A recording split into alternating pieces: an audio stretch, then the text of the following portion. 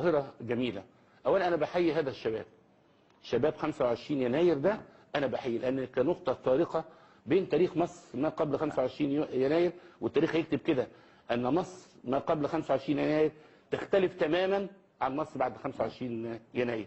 وأنا كراجل اللي عشت في العمل السياسي يعني من سنة 63 بقول إن هذا الشباب الحقيقة يعني كنت يعني أنا ما كنتش أتصور أبدا في حياتي أن هذا يحدث في جيلنا ولا أجيال تاني، لكن طيب. هم سبقوا هذه الخطوة ان هم عملوا هذا العمل البطولي الجميل اللي انا حاليا انا بحييه وبشكر هذا الشباب. هذه المظاهره عملت حاجه جميله جدا، وحدت بين المصريين كلهم بالتاكيد. وبعدين حاجه جاءت الى الناس على الاقل في الفتره الماضيه. الان يبدو انه هو تحول، كله يتحول الان، التلفزيون الرسمي، الصحافه، كله يقول ما اروع هذا ما يحدث بالتحرير. لكن هذه لم تكن الصوره بما فيها رموز للكنيسة منذ أسبوع وهم يخاطبون الشعب على التلفزيون الحكومي المصري كما ذكرت في البداية. وأسمع بس لقطة مما قلته فضيلتكم أنت بنفسك أيوة. على التلفزيون، لا سمع إلى اللقطة وأسمع تعليقك عليها. إن احنا كلنا بنجمع كمصريين، مش هقول أباط مسلمين لأن دي نغمة مرفوضة، لكن بنقول المصريين كلهم خرجوا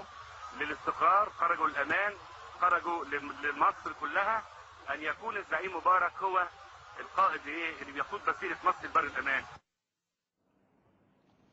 انا طبعا يعني زي ما بيقولوا شرف لا ادعيه، يعني طبعا الكلام ده انا قلته انا طبعا يعني زي ما بيقولوا شرف لا ادعيه، يعني طبعا الكلام ده انا قلته.